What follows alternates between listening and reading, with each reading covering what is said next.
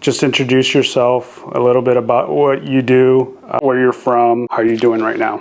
Hi, my name is Elisha Martinez, and I'm from Santa Cruz, California. Right now, I'm into ministry, own my own business, and I'm also studying for my license to be a real estate broker, and I'm almost done with that. A little bit about your upbringing and basically introduced to the Lord. So basically, since I was a child, God appeared to me when I was 4 years old. It was like a hallway of light, and his voice was like 1,000 thunders. And he told me, the day's gonna come when you're gonna have to do something very important for me. And he told me the number 7, and he said, when that time comes, then you'll know what it is. It was very powerful. And then around the same time, I had a snake in my bed. I don't know if it was spiritual or physical, but I saw my mom, like what she was doing in the living room at the time. She was like in like what she was eating, what she was drinking, and she came in, and I remember her throwing the snake out the window. And I feel like it was a representation of like the evil that was like coming against me, because you know God had spoke to me, like spoke to my life, like he already chose me since I was a child. And then like weird little things would happen, like you know the devil would mess with me and stuff. Like I would have like a video game or something in my room, I would take out like all the batteries, everything, and it would just go off like by itself, and just really like odd things like that. My mom didn't really want me, so she would like leave me with my grandma, like as a baby, like a newborn, like all the time. She would just take off for like days and just like leave me. And so when she did have me, when I would be at her house, I was like around 4 years old when I started having experiences, like spiritual experiences. And she would like tie my room door shut with like the bathroom door shut to like lock me in my room. You know, she had her boyfriend or whatever, and so I would just be like, well, I need to try to get out of my room so I could try to, you know, get food and stuff. And it was just really weird. And so we just had like a really kind of rocky, not good like relationship, like a lot of bitterness, you know, like ever since I was little, because she would always leave with me with my grandma. My life was just, you know, it was a lot like growing up. And I remember one time I went in the kitchen area, and my mom had left medication there. And I took it, and I was 4 years old, and then I overdosed. And they took me to the hospital, and they pumped my stomach with charcoal. So my mom was married to this man, and she was like seeing someone else too at the same time. And she had my sister. She basically accused them of molesting us, and she took us out of state. I never see my sister again, because my stepdad at the time came and got my sister. He had a very powerful family. The whole family, they were all lawyers. And so she was in trouble basically for making up lies. They were looking for her. My grandma put her house up, and she lost her house. And she lost like over $200,000 or $300,000 because she was trying to help my mom. And she was like a fugitive at the time. And so my mom took us to Texas. And then from there, there was just a lot of chaos and stuff like that. We lived in this small little house, and that she had us in at the time, and there was like tarantulas and just like really scary like spiders and stuff. We would go to church and stuff like that. My parents never like followed God like 100%, like how people should do, you know, like when they study the word of God. But she did tell me when she was little that my great grandmother would read her the Bible all the time. We moved back to California, and then just a lot of different things happened. It's true when they say the devil tries to get you when you're young. I would actually see a lot of spiritual things. I would see like dragon, I've seen angels, I've seen demons. I would see stuff like move by itself. I've astral projected like out of my body before, and I didn't even know like how or why it happened. Like I would just see a lot of different things like that. What shaped your teenager years and anything that you experienced with Jesus around that time you got to your walk? So yeah, like I said, like around age 4, my mom would always like leave me and stuff like that. You know, I had went to the hospital. They pumped my stomach. She would make me like stand in a corner like on Halloween, and like she would always tell me like I was a bad kid, and she would make me wear a diaper. She would just like make me stand there like to embarrass me. Whenever the holidays would come, like she would buy all my sisters and brothers like presents and stuff like that, but she wouldn't buy anything for me. And, you know, because she just basically always disliked me. She would rip me out of family photos. And she would tell like my sisters and brothers that like, oh, I was like a drug addict or like a prostitute or something, like to make me look bad. So we had a really rocky like relationship growing up. Then, you know, when my sister was like kidnapped, she was 4 and I was 8. And so like her dad came and got her from where my mom was like basically hiding us. And then I never saw her again to this day. So her dad is like, he's not like a bad person, but he was like accused of a bunch of things that he didn't do. And it was very stressful for my grandma because she like basically believed her and she like helped her and stuff. My mom didn't want to like go to, you know, the courts told her to do certain things to get her daughter back, going to like counseling and like parenting and stuff, and she didn't want to do it. So she never got my sister back. So we never seen her again, and I did hire a private investigator. And I found her a few times, and I had her on the phone one time, and I told my mom like, oh, Coral's on the phone, you should talk to her. And she was just like in shock, like, you know, like she didn't really want to talk to her, like she didn't want to face that. And so she hung up on her. So my mom would just really come against me like when I was younger and stuff with like my other brothers and sisters. So I don't currently talk to my mom. So when I was really young, I was like always in and out of like the system. So like group homes, foster homes, juvenile hall.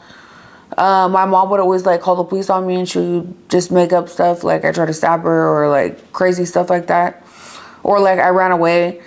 And so since 11 years old, I was in the system. That's the first time I went to juvenile hall. And so I was kind of just like in and out of there like since I was a little kid. After that, it was just like, you know, super traumatic. I was put in a foster home, and then eventually they sent me Utah. So it was a boys and girls place, you know, co-ed. You know, they had both type of people there, but the place where I was at, like they were doing a lot of illegal stuff. They had an underground like tunnel where they would take us and like they would inject us with drugs. They would like abuse us and stuff. Wow.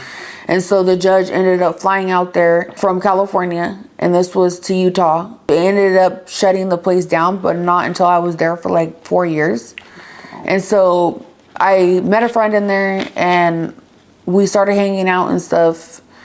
And because it's like a lockdown facility, basically, almost, pretty much. Kind of like a juvenile hall. Yeah, like a campus. Not like a juvenile hall, but it's more like a group home, but like more secure, like kind of like a lockdown facility. Yeah.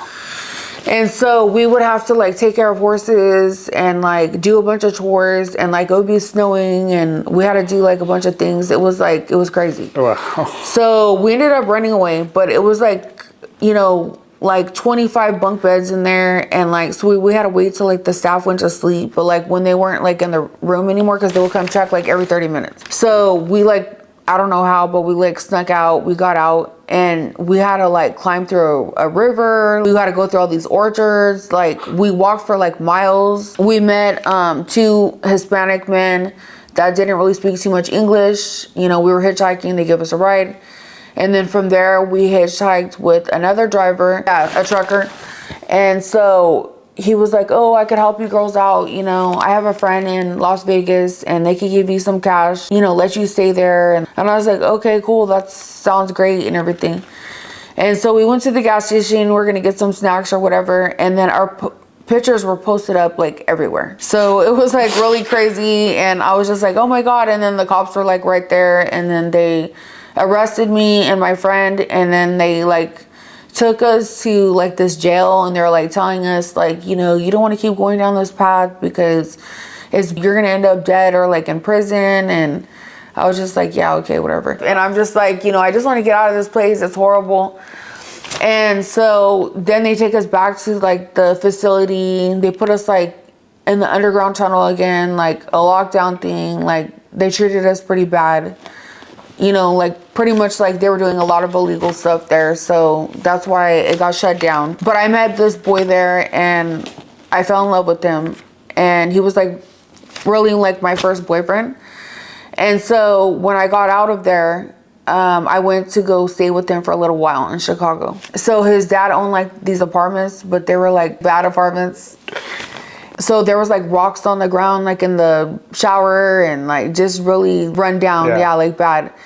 So the mom didn't speak English, and it was just kind of awkward, and like she was like telling me to do like a bunch of chores, and I'm like, I'm not doing nothing, you know, because I'm like 16 years old. I just got out of like a facility I was in for like 4 or 5 years. I'm just like, no thank you.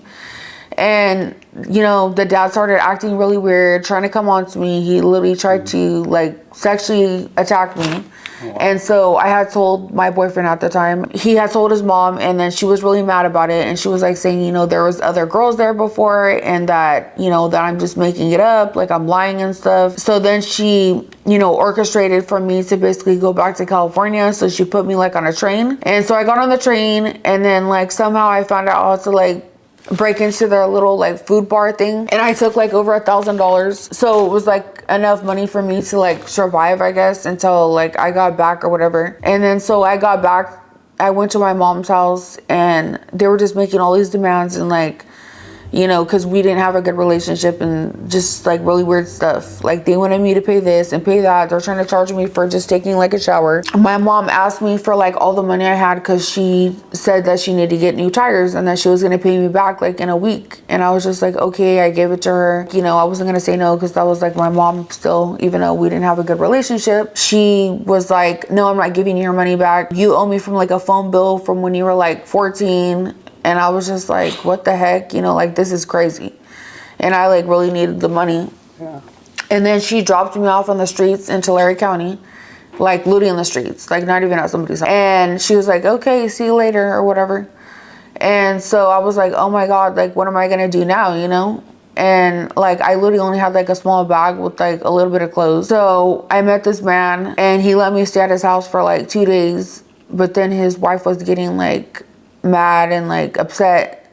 So it was like somebody I knew, like somebody that I was in the facility with, that like their uncle or something. So it only lasted for like 2 days, and then I had to leave. I went to the gas station, and I met this other man. He was like in his 30s, like late 30s, and I didn't know at the time, but he was a drug dealer. I started talking to him. He gave me like his pager number, because we're talking like 1997 or something. Yeah. He gave me his pager number, and then we connected like a day later. I got into the fair, and then he picked me up there. Ever since that day, like, I just stayed with him. He's like, oh, do you want to be my girlfriend? And I was like, yeah, because I was like in survival mode. Like, you know, I need to survive. Like, what am I going to do, you know? He would leave me like with his sister sometimes, or just like random places. And then we would stay in hotels. And then finally he got me like an apartment or whatever, probably like within like a couple weeks. And I was with them for a long time. Until like about age 27. But I didn't know like for a while that he was a drug dealer, and like really what that is. So he would start giving me like meth, and I would just be like, oh, you know, like, because I had ADHD, like it would help me like concentrate. But you know, I just was like, you know, I don't like this. And so he just like was around like at 5 a.m. he would just get up, and like he would go like sell heroin, crystal meth, like weed, just like all this stuff. It was just like a crazy lifestyle.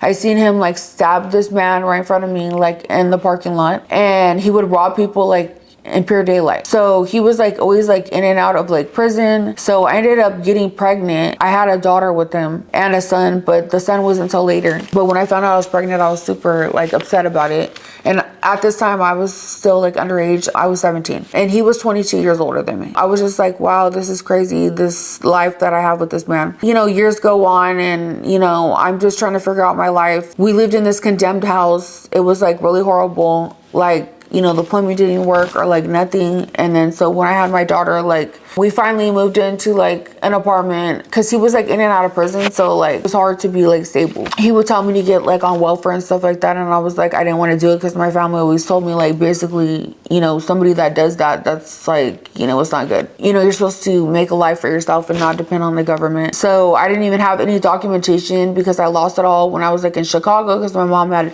like mailed it over there, and they like sold my identity. After that, some like, I don't know, some years went by. He was like always in prison. One last time he got like a good amount of time. I think it was like 3 years. My mom would watch like the kids and stuff. My son had a heart problem, and so he had heart surgery. He was a blue baby.